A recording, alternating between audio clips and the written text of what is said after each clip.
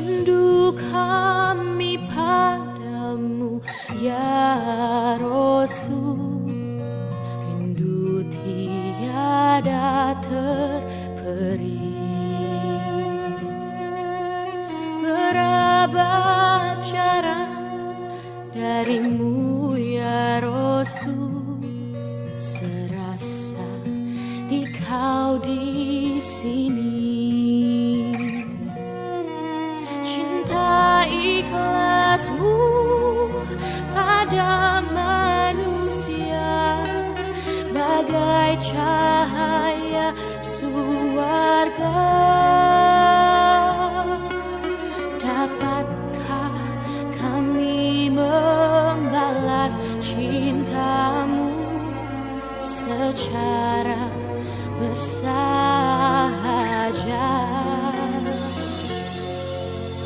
Rindu kami padamu ya Rasul, rindu tiada terperi.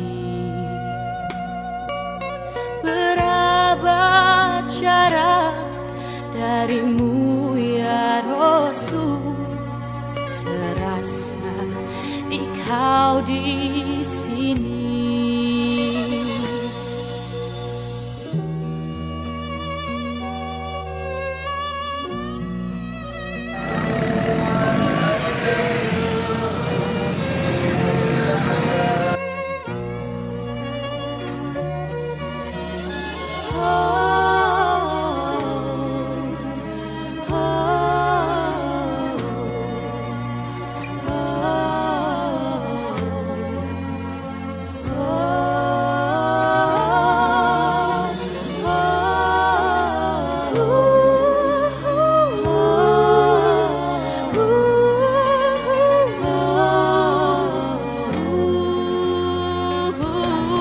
Alhamdulillahirrahmanirrahim.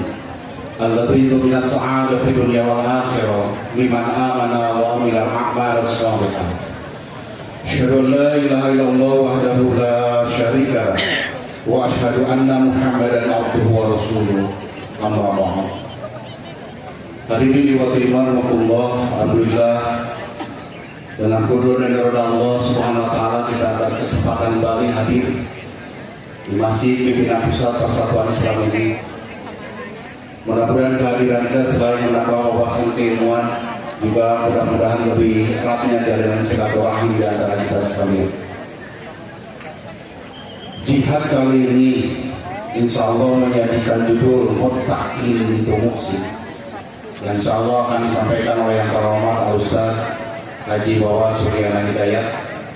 Beliau adalah Wakil Sekretaris Dewan Hisbah Dewan Fatwa PP Persis, yang insya Allah pada pertengahan bulan Juli Dewan Hisbah akan melaksanakan sidangnya kembali, membahas hal-hal yang berkaitan dengan syar'i dan juga ada yang berkaitan dengan haji.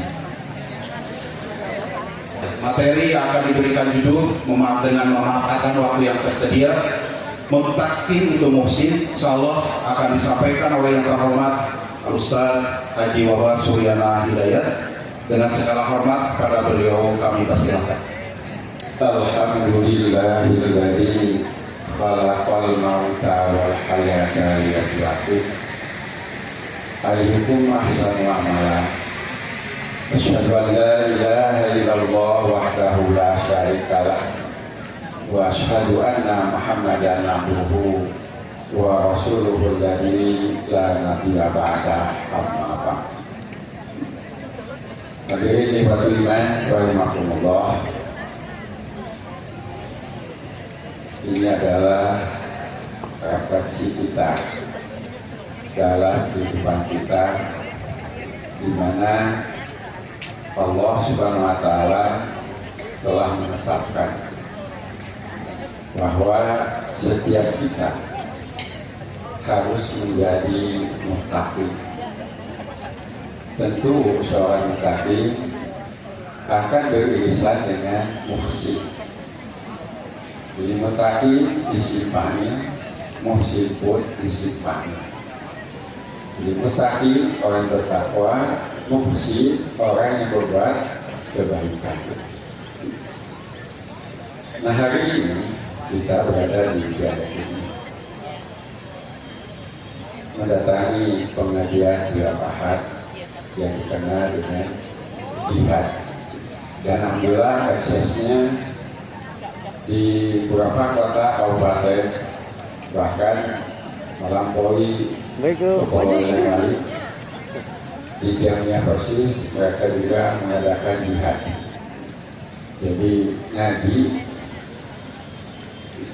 jihad, ngaji ahad, ngaji ahad. Nah, ya boleh ngaji ahad berjalan. Cuman alhamdulillah setelah jihad ada jiku, ya, ngaji hari Sabtu. Kemudian ada lagi Jumat. Nah, ngaji Jumat. Nah, tapi alhamdulillah saya misalnya. Jadi Jumat itu jihad. Nah, saya sering menyampaikan ini, mohon maaf bagi yang tidak mengerti bahasa Sunda. Di bahasa Sunda ada ungkapan lamun hidup rek badua kudu boga jimat kan gitu pikeun jihad. Ya, yang mengerti tertawa, yang tidak mengerti ya itulah cirinya yang tertawa itu yang mengerti maksud kalimat itu. Saya tidak akan jelaskan itu, silakan nanti tanya kepada ahli bahasa. Nah, di hari ini kita pengajian. Ini mohon maaf, hukumnya apa ngaji itu? Wajib, ya, wajib. Kemudian ini adalah wajib. Kita melaksanakan kewajiban ketika berada di tempat kita pada saat ini.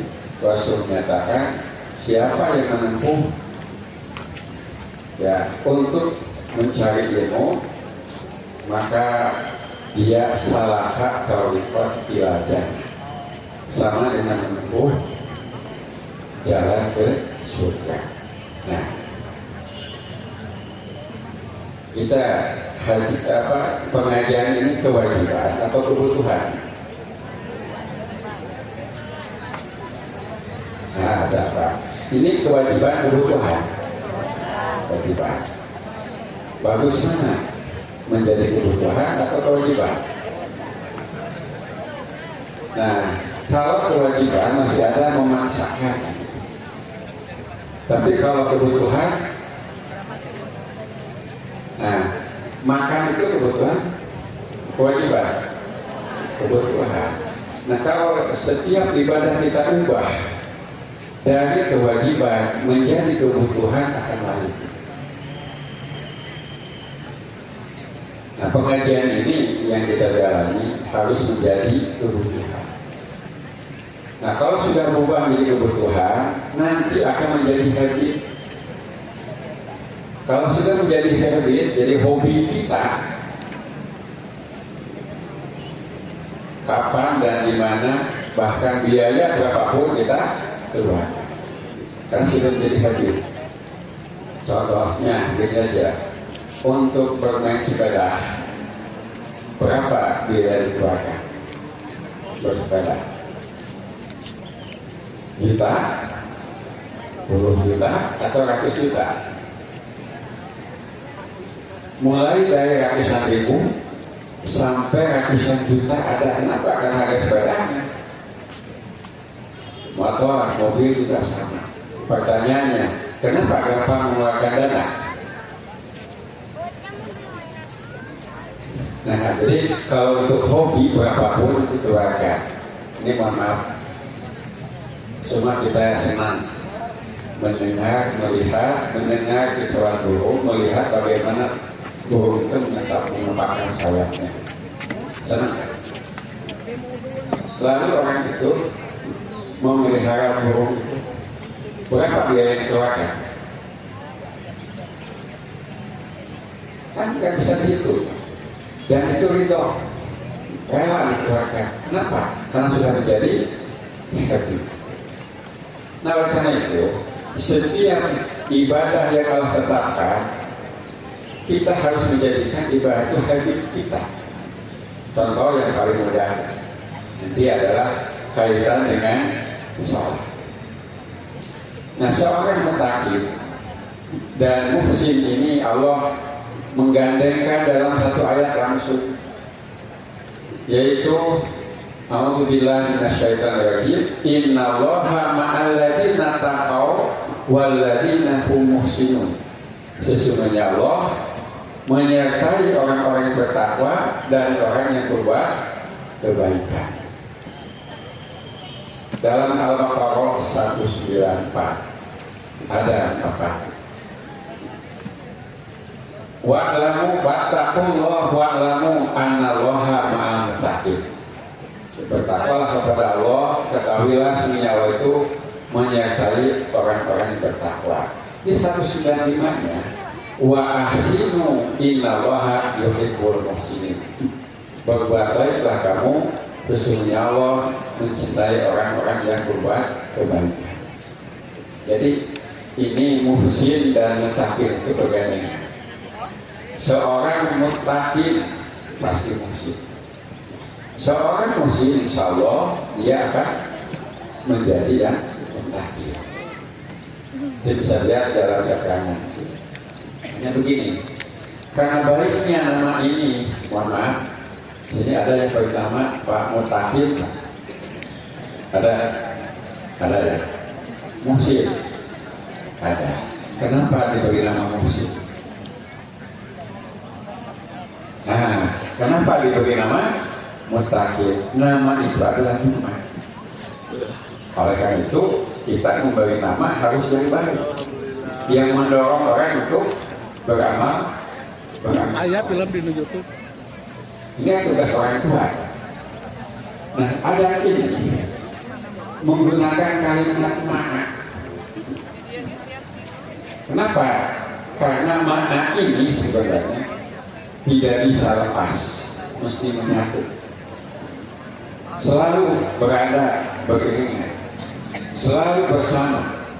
Maka nanti ada ungkapan ma'iyatullah li khalqihi, kebersamaan Allah dengan makhluknya, kebersamaan Allah untuk makhluknya. Pertanyaan saya, apakah kita merasa Allah menyertai kita? Ya, bundanya itu perlu kesadaran kita supaya apa? Hidup kita itu betul-betul bahwa setiap saat dibersamai oleh Allah Subhanahu wa Ta'ala. Pertanyaan kedua, berapa lama dalam sehari kita merasa dibersamai Allah? Sehari itu 24 jam. Coba kita itu, berapa lama kita merasa bahwa Allah bersama kita?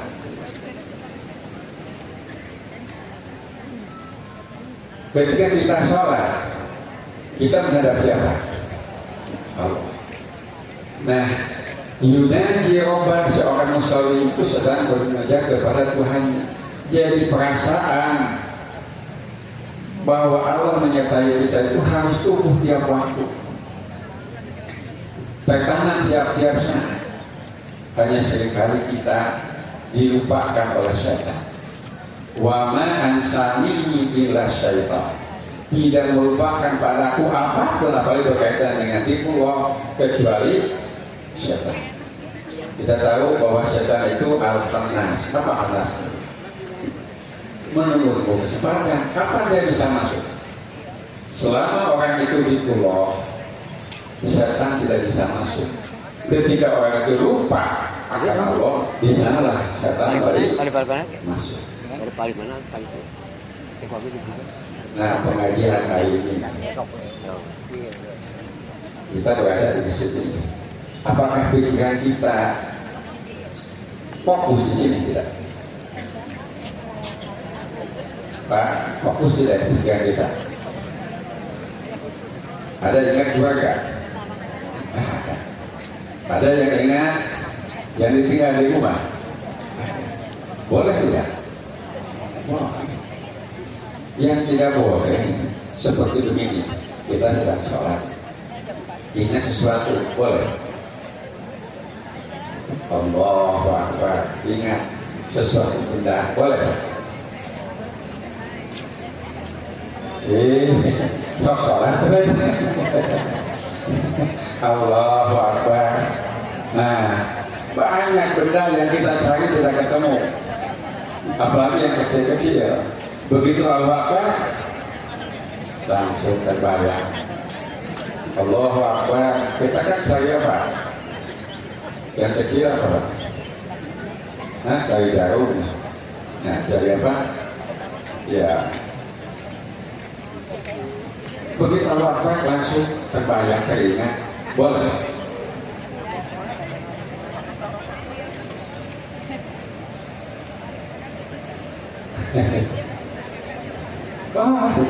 Allahu Akbar.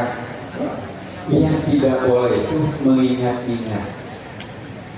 Allahu Akbar. Jarum jadi meja. Benangnya di mana ya? Nah, itu yang tidak boleh. Melanjutkan benangnya di mana itu tidak boleh. Mengingat-ingat. Kenapa kita sedang sholat? Sedang sholat mendengar sesuatu boleh. Anak nangis kedengaran boleh. Oh. Sah tidak sholatnya? Sah. Yang terganggu ya Pak? Itu budak sah itu. Ini anak siapa ya? Nangis itu. Ingat kepada ibunya. Ini yang tidak boleh. Nah, ini sebenarnya paling tidak mudah untuk fokus. Nah, seorang mutakir itu selamanya dibersamai oleh Allah. Begitupun muhsin.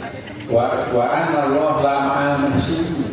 Allah itu bersama dengan orang-orang yang berbuat kebaikan. Di ayat nanti ayat paling akhir ada sini ketika muhsin disebutkan bahwa innallaha kalimatnya ini wa innallaha la ma'al muhsin. Ada wa innallaha la ma'al muhsinin wa annallaha ma'al muttaqin. Maka di ayat yang ini innallaha ma'al ladina taqaw wal ladina hum muhsinun. Kenapa ini? Allah selamanya membersamai muttaqin dan juga muhsin. Ini ada rahasianya. Kenapa? Ma'at itu hanya dua huruf, artinya bersama. Anda main, kau bersama. Artinya kemanapun bersama-sama. Ada ungkapan bagi santri yang pernah belajar di Pesantren Persis sejak tahun 60-an, 70-an sampai 90 menjelang 2000, bahkan 2000 masih ada. Dulu namanya ada dia.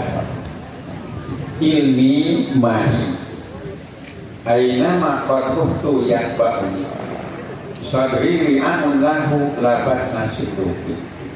Ilmuku bersamaku, kemana saja aku pergi selalu mengikutiku. Dadaku adalah tempat buat ilmu, bukanlah terus sebagai saringannya. Kita menyatakan bahwa seorang berilmu kemanapun ilmu itu mengikutinya. Di tata Sunda ada ungkapan ilmu mah keberat dibawa, keberat membawa ilmu. Bahasa Indonesianya apa?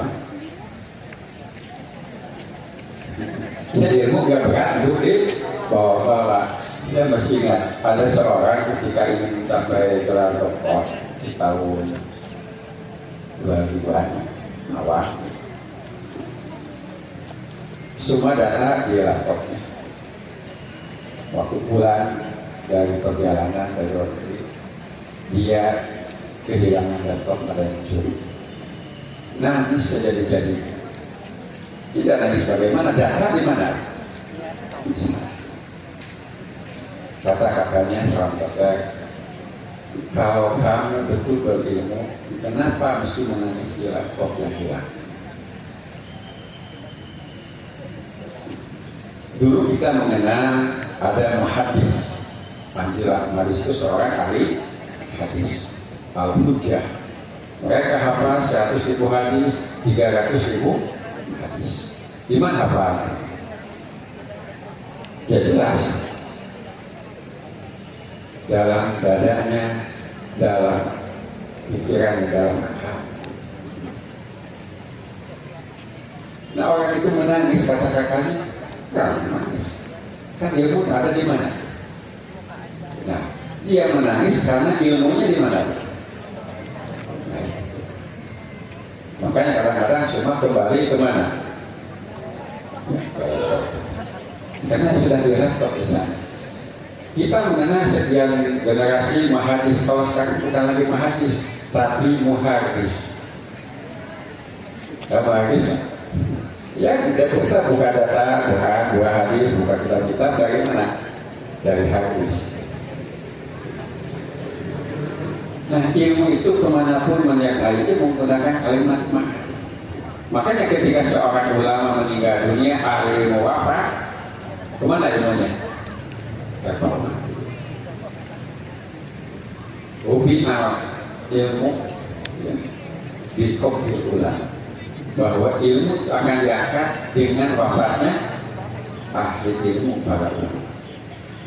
Kalau yang kami paling dekat kalau saya Zakaria, beliau wafat. Kalau tidak menulis, rasanya kita tidak katakan ilmu. Kan beliau menulis di buku, dan tulisan yang beliau di buku itu tidak sebanyak yang ada di pikirannya. Ini menggunakan angkatnya bisa lepas. Nah, ada ayat wa huwa ma'akum aina ma kuntum. Dia itu Allah bersama kamu di mana saja kamu berada. Ini menggunakan makna. Bahkan ketika Nabi dengan Abu Bakar berada di Gua Sur, ketika Abu Bakar takut diketahui oleh orang Quraisy, walaupun sudah ada di dalam, tapi Allah menyelamatkan dengan makhluk laba-laba dalam kisahnya dan burung yang bertelur. Semua berkesimpulan tidak mungkin ada orang masuk. Kenapa? Ini sarang ini utuh. Ini bisa berbulan-bulan, bahkan mungkin bertahun-tahun. Apa yang Nabi katakan kepada Abu Bakar? Itu kan dibandingkan. La takhaf wa la tahzan, innallaha ma'ana. Jangan kau takut, jangan kau bersedih. Allah itu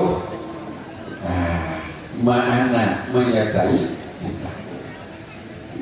Dengan ucapan itu Abu Bakar kembali tenang. Jadi Allah menyertai makhluknya. Allah menyertai saat itu Abu Bakar dan Nabi menggunakan kalimat ma'ana. Itulah iman. Jadi iman itu tidak bisa lepas. Allah menyertai kita. Pertanyaannya yang tadi diulang, dalam satu hari berapa jam kita merasa dibersami Allah? Kita kembali kepada diri kita semua. Berapa jam kita merasa dibersami Allah? Karena Allah senantiasa menyertai kita. Doa yang kita ucapkan ketika safar, atas sohib bisafar, ya Allah engkau kawan di perjalanan. Tadi yang sedang haji kan dia tadi berdoa, kalimat doanya salah satunya itu atas sohib bisafar, kau adalah kawan di perjalanan, wa khalifah bil ahli, dan pemimpin di keluarga. Jadi ketika kita bepergian jangan takut, kita dibersami Allah, keluarga dibersami juga Allah Subhanahu wa ta'ala. Nah, seringkali kita lupa bahwa seolah-olah kita hidup tanpa ada yang membersamai. Siapa selain Allah? Dua malaikat. Nanti surat Qaf ada. Dua malaikat menyertai kita. Sampai ada ma yafiqu min qaulin illa ladaihi raqibun atidun. Tidak ada yang terlontar satu ucapan kecuali ada malaikat yang menjaga, yang mencatat. Maka pertanyaan selanjutnya, berapa lama kita merasa bahwa ucapan kita, tindakan kita dicatat oleh malaikat?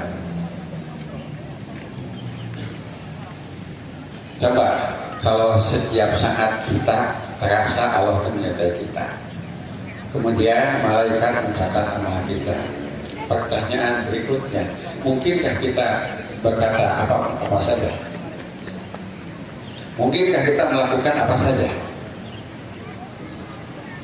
Ada tulisan tempat ini diawasi oleh CCTV. Ibu di rumah pasang CCTV buat siapa itu, Bu? Pak, Bapak di rumah masuk begitu di luar itu pasang CCTV dalam rumah buat siapa CCTV itu? Sadarkah bahwa yang terekam di CCTV yang paling lama siapa? Yang paling banyak siapa? Pemilik rumah.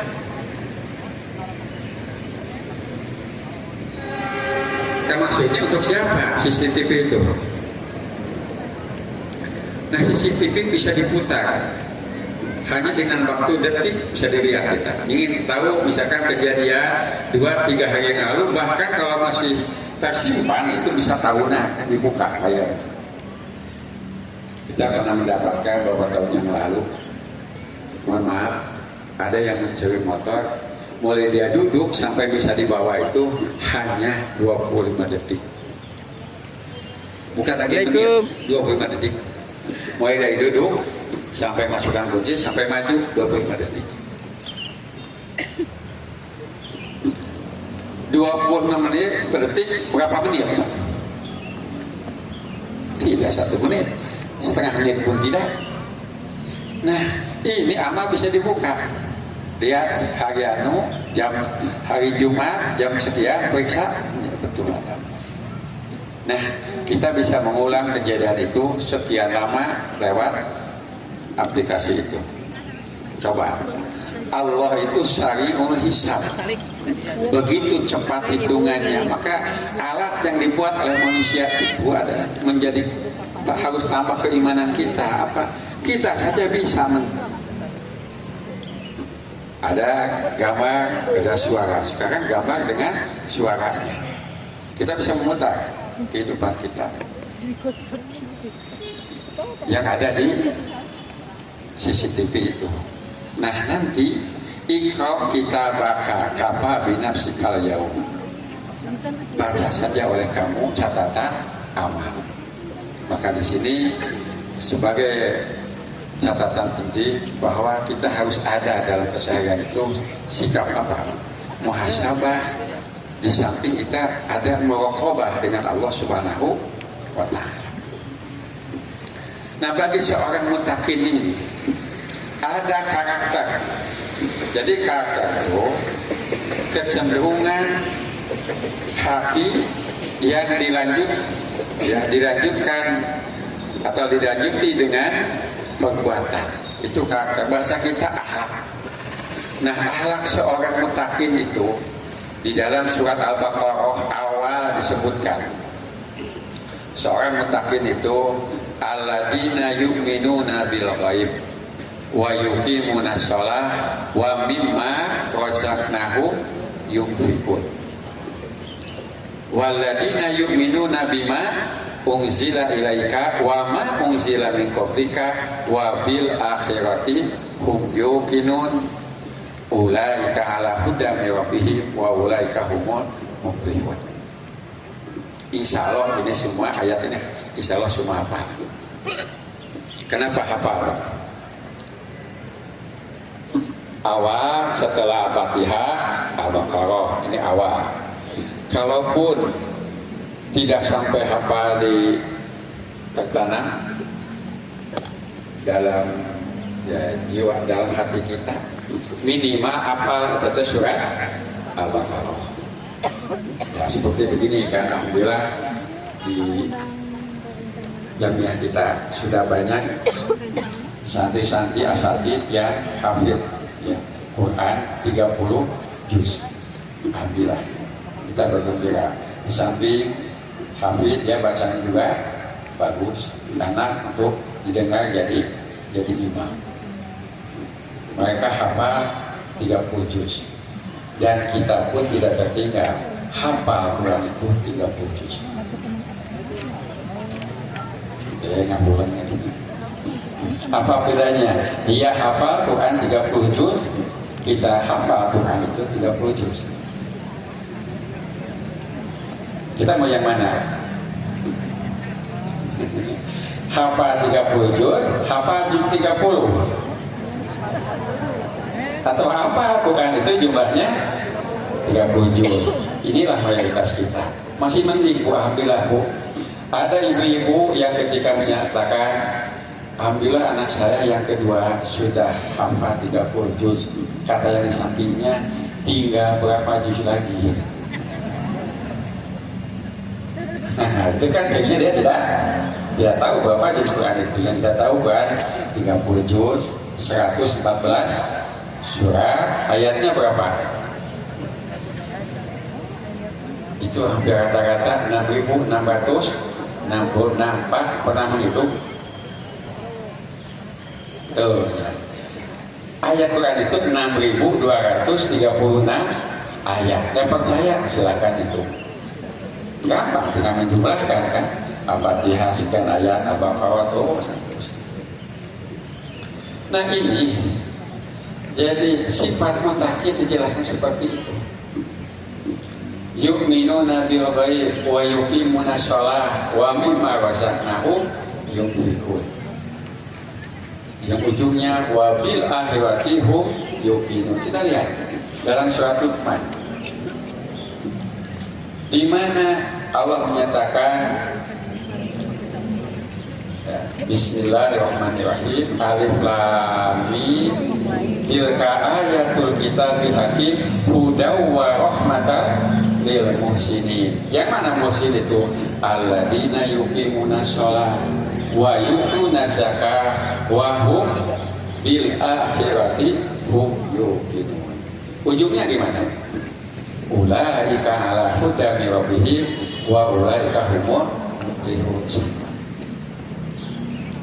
Nah, sholat mengapa menjadi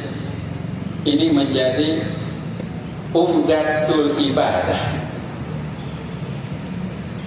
Sholat, zakat disebut umdatul ibadah. Bahwa ibadah manapun ini nanti akhirnya bagaimana sholatnya. Sampai ada keterangan apabila baik sholatnya, baik seluruh amalnya. Karena awalu ma yuhasabu, yang pertama dihisab nanti pada yaumul qiyamah berkaitan dengan ibadah mahdhuf adalah sholat. Nah, ketika sholatnya diawali dengan apa? Takbir. Sebelum takbir sholat diawali apa dulu? Niat. Sebelum niat sholat apa? Wudu kan? La sholata liman la wudu alah. Tidak sah sholatnya orang yang tidak berwudu. Jadi wudu itu syarat sahnya sholat. Syarat wajib wudunya wajib, ya. Syarat sunat wudunya syarat wajib wudunya wajib. Syarat sunat wudunya kan sunat salatnya. Jadi salat wajib wudunya wajib, salat sunat wajib wudunya. Dalam salat yang sunat itu ada amalan yang wajib. Dalam salat wajib ada amalan yang sunat. Isyarat sah salat itu tentunya dengan wudu. Kita kan wudunya harus sesuai dengan contoh Nabi. Samakah orang yang ke masjid setelah mendengar adzan dengan orang ke masjid sebelum adzan dikumandangkan, sama tidak? Kita termasuk yang mana? Kau keluar kemana orang? Setelah adzan baru ke masjid atau sebelum adzan sudah di masjid? Atau setelah adzan pun nggak ke masjid? Nah, Akan berbeda orang yang melaksanakan sholat, punten, ini setengah jam lagi, dia sudah siap-siap berwudu. Tentu telah wudu dia akan melaksanakan apa? Syukur wudu kan. Lalu dia pergi ke masjid. Masuk masjid ada salat, tahiyatul masjid. Menunggu adan. Ini menunggu adan. Misalnya pas ke masjid 15 menit lagi menunggu adan. Catatan penting bahwa menunggu adan, menunggu sholat itu, menunggu sholat, selama menunggu sholat pahalanya sama dengan orang yang sholat. Sholat duhur 4 rakaat kita nunggu setengah jam. Selama kita menunggu, catatannya tidak batal wudu, maka pahalanya pahala sholat. Kalau kabita itu gitu. Kabita kosong itu. Nah, jadi ya ada sanes bohong gitu teh. Tapi jadi ini ada bonus yang lain. Menunggu waktu sholat, berapa lamanya dia waktu menunggu sholat, malaikat akan mendoakan Allahumma birlahu, Allahumma ramhu, Allahumma tub alaihi. Bapak ibu senang tidak didoakan oleh kawan, oleh saudara, oleh orang tua. Bagaimana yang mendoakannya? Malaikat.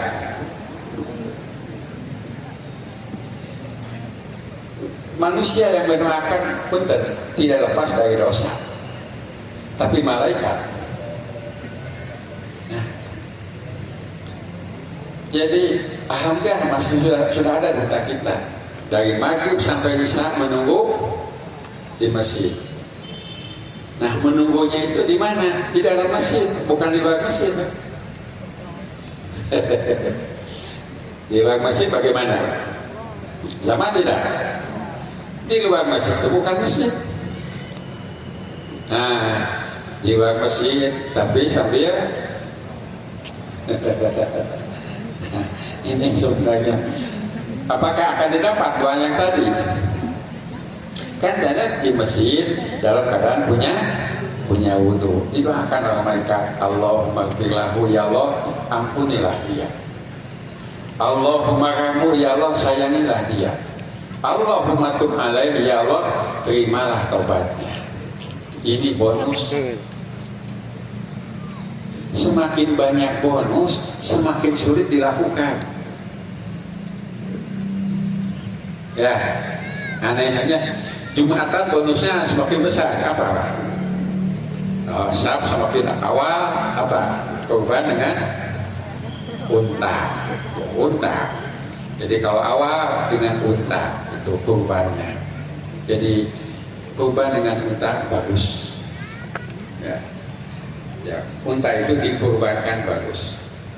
Jadi kalau unta dikurbankan, kalau anta kurban dengan unta. Nah, kemudian di kedua kan kambing. Kemudian saat ketiga ya 2 sapi yang sudah unta, kedua sapi, ketiga kambing, 4 ayam, 5 telur ayam. Coba Pak, masjid-masjid yang kita pakai untuk sholat, pertanyaan saya, yang masuk langsung saf pertama berapa orang? Kan ada yang datang ke masjid lebih awal, jam 11.53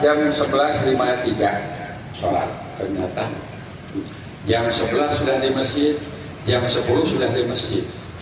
Ini yang 10 tanya, Pak, kan awal banget ke masjid? Jawabnya, di rumah sulit tidur.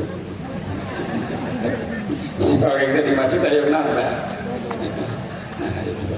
Dan anehnya orang yang sulit tidur di rumah kalau di masjid gampang. Sampai ada kejadian, dia tinggal rumah dengan toko menyatu. Inginnya kan pada dulu itu istirahat, ternyata nggak bisa. Kata kawan saya, Pak Haji, kalau ingin nyenyak tidur jangan sholatnya ke masjid aja. Nanti setelah duhur silahkan. Betul. Itu dari duhur dia bisa tidur 1 jam lebih, bahkan sampai asar. Ngelayap 3 jam. Jadi ngelayap 3 jam, nah kumaha kulang nama. Nah, ini pahalanya besar. Kenapa susah? Bahkan lanjutkan dengan apa? Ada syukur, penting. Ada datu masjid, kemudian ada yang namanya salat intidor. Yang melakukan berapa orang? Malahan banyak yang melakukan, seharusnya menunggu itu dengan intidor, berdoa, malahan membaca Quran. Bukan salah baca Quran, cuma saat itu tidak tepat. Karena diperintahkan zikir dan sholat, bukan baca Quran. Coba aja Pak, ini mutakin berangkat ke masjid. Tiap langkah itu melahirkan pahala. Yang kanan di apa? Yang kanan diangkat derajat, yang kiri dihapus dosa. Ke masjid itu 300 langkah. Berapa yang dia dapatkan? Melangkahnya saja sumber pahala. Apalagi apa? Amal yang lainnya. Tiap langkahnya sumber pahala. Berangkat dan pulang.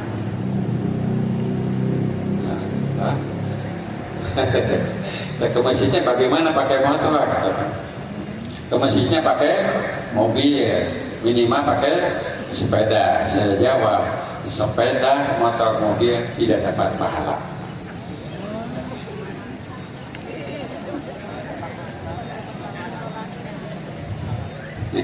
Ya kan gitu kan, kita jalan kaki dapat pahala tiap langkahnya. Sekarang pakai mobil, udah gak jauh. Kemudian pakai motor atau minimal pakai sepeda. Gimana? Ya, sepeda nggak dapat pahala, motor nggak dapat pahala, mobil nggak dapat pahala. Siapa yang dapat pahala?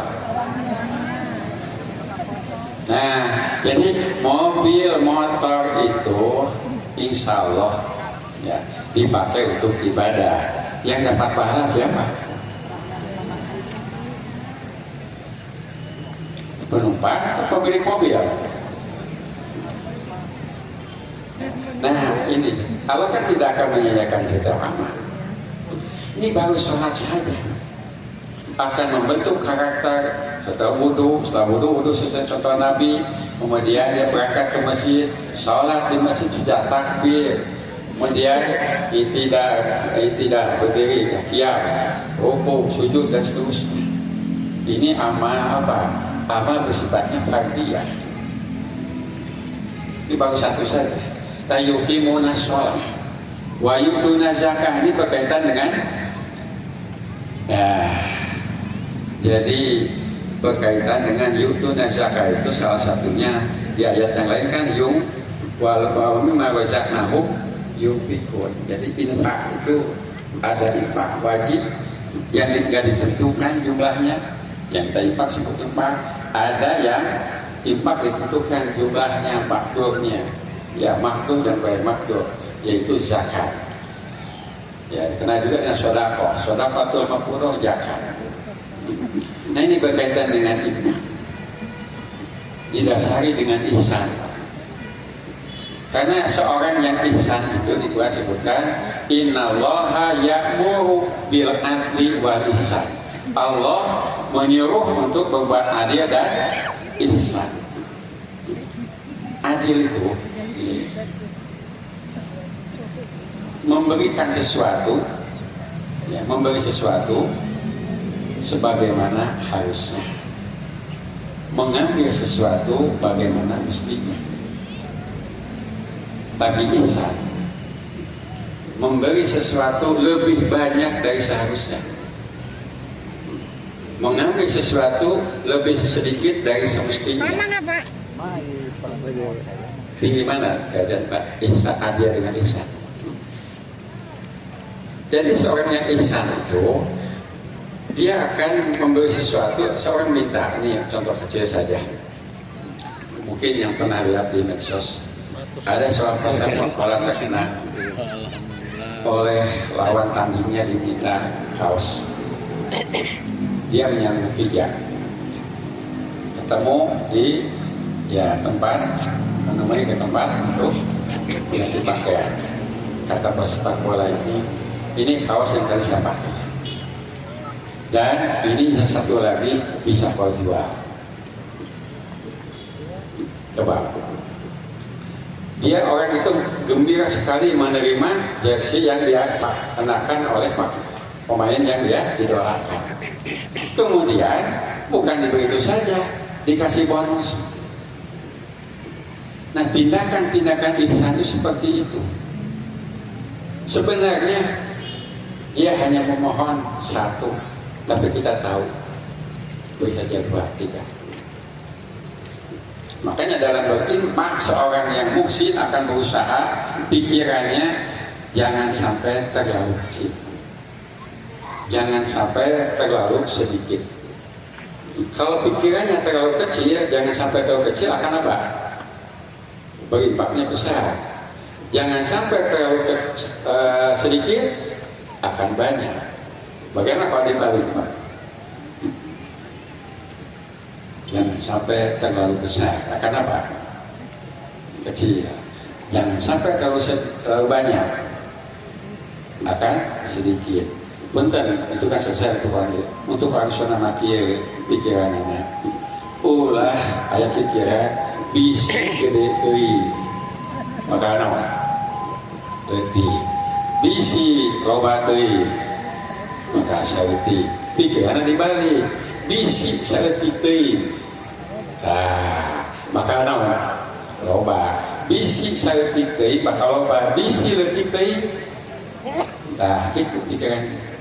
Jadi kenapa seorang yang muhsin akan berpikir seperti itu? Karena meyakini anta budallah ka'anna kataroh fa'ilam takut taroh fa'inahu yaroka. Kau beribadah kepada Allah seolah-olah melihat Allah. Kalau kau tidak bisa melihat Allah, yakinilah Allah itu melihat kamu.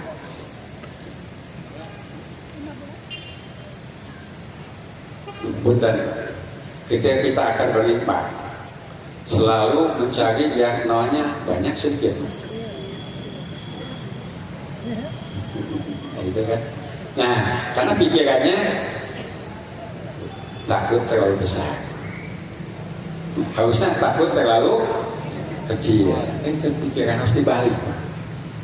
Ini untuk menetapkan al-yadul ulya khairun minal yadi sufla, bahwa tangan di atas lebih baik ke tangan di bawah. Nah, jadi lihat lagi dalam surat Al-Baqarah 177, di mana Allah ujungnya menyebutkan wa ulaika humul muttaqun. Mengapa? Mereka iman kepada arkanul iman yang disebutkan dalam hadis. Hanya di sini tidak sebut kaitan dengan wa antum bina bil qadari khairihi wa syarrihi. Ini yang terakhir ya, iman kepada qadar. Kita harus yakin apapun yang kita terima, manis ataupun pahit, itu kebaikan untuk kita. Hari ini kita punya uang, kebaikan untuk kita. Hari ini kita tidak punya uang,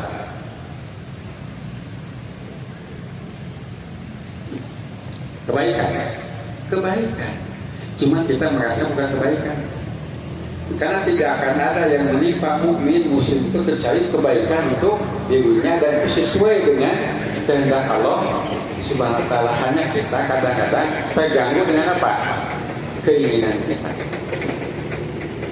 Ada orang dia punya penghasilan tidak kecil,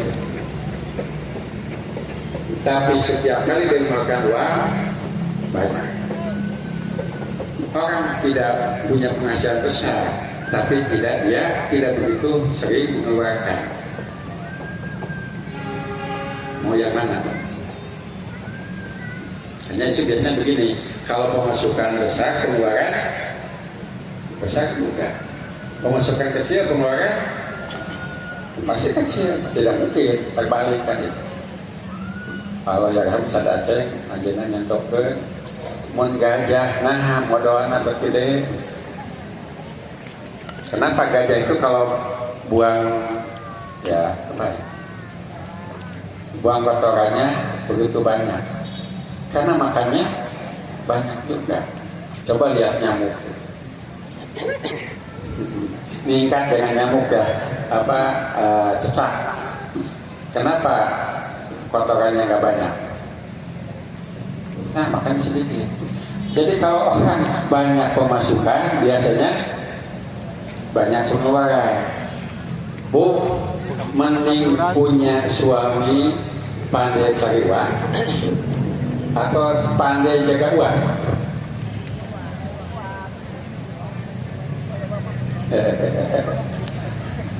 Dia pandai cari uang, tapi nggak bisa jaga uang. Kenapa? Habis, Pak. Jadi pandai cari uang, pandai juga jaga uang. Maka kata-kata yang menyimpan uang itu ibu, bahwa uang itu jangan, bukan jangan bisa, jangan biasa, karena diambil oleh ibu. Masalahnya apa ya? Oh, bapak usaha untuk siapa?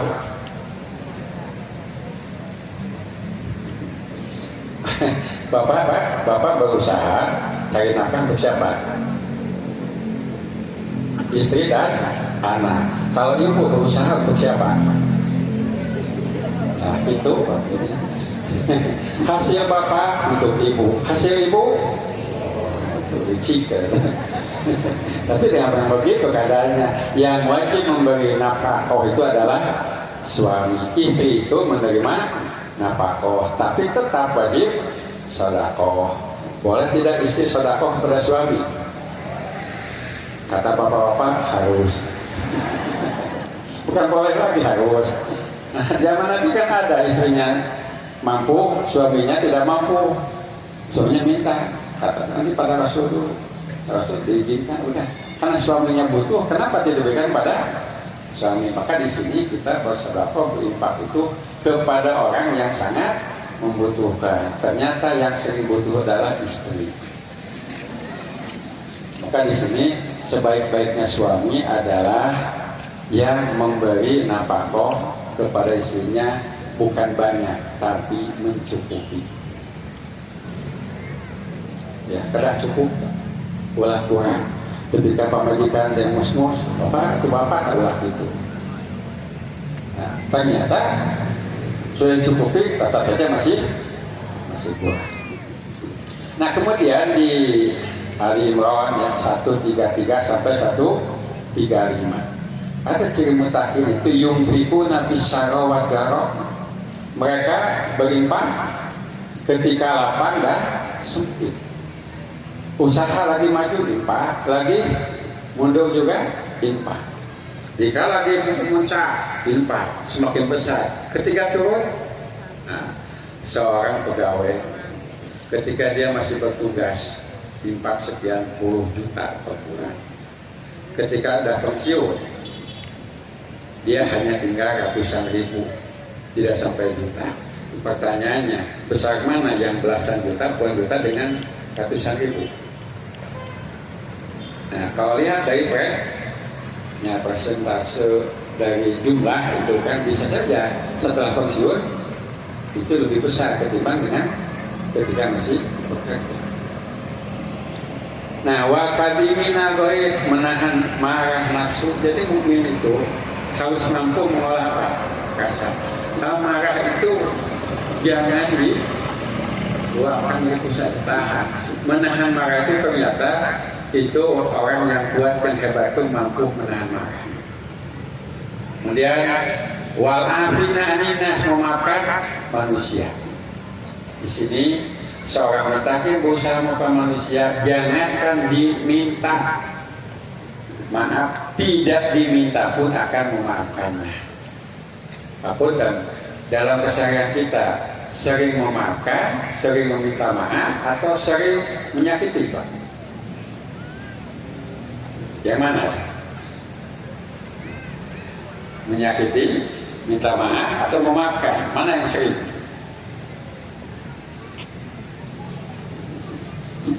Atau disakiti, dimaafkan, mana yang sering, Pak? Nah, yang tahu adalah kita. Oleh karena itu ketika kita merasa ada ungkapan, ada tindakan di mana orang lain sakit, kita cepat minta maaf. Itu seorang yang muhsin itu jangankan nanti diminta tidak diminta pun akan memaafkan. Maka ujung ayatnya wallahu yuhibbul muhsinin. Allah itu mencintai orang yang berbuat muhsin. Jadi seorang ihsan itu berbuat baik itu bukan karena manusia, tapi dasarnya karena Allah SWT. Baik ataupun tidak orang berperilaku, bersikap kepada kita, lain urusan. Yang penting kita buat baik pada mereka. Belum tentu amal baik itu dianggap baik oleh semua. Ada orang malam-malam ya, lagi jalan, kita tahu gelap, maka kita kasih senter. Apakah orang berterima kasih? Harusnya begitu. Tapi orang itu malahan marah. Kenapa? Karena dia sedang mencari mangsa. Begitu. Ini tidak semua kebaikan kita dianggap baik. Bahkan satu saat orang yang ingin melakukan bersih-bersih di kantornya, tempat kerjanya, mana orang yang selalu melakukan kedoliman, dia upayakan ditutupi. Maka orang yang biasa melakukan kedoliman ditutupi itu, padahal sedang ditolong, merasa apa? Dihalangi, merasa didolimi. Apunten. Ya, di jamiah kita pernah melakukan eksekusi sebidang tanah. Selesai. Sekarang juga akan ada eksekusi lagi. Mengapa ini dilakukan? Sebenarnya kita menolong orang yang bersangkutan. Coba tanah milik jamiah digunakan tanpa seizin, tanpa sewa sekian tahun, bahkan ada yang puluhan tahun. Coba dolim tidak itu? Dolim. Ketika kita eksekusi supaya dia keluar, siapa yang dolim? Ini selalu merasa didolimi. Padahal dia sudah dolim sekian lama. Namanya gasap. Di Bandung ada sebuah komplek ya. Itu rumah itu kan blok lantai itu nyambung terus sampai pasang besi segala. Pemilik tanah di lahan itu dia ingin menjualnya, maka si pengisi lahan itu minta ganti. Coba betul tidak minta ganti? Saya mengisi sekian puluh tahun sudah turun menurun, mau diambil sama pemilik, saya minta ganti. Ini yang salah siapa? Karena orangnya baik, Pak, si pemilik lahan itu.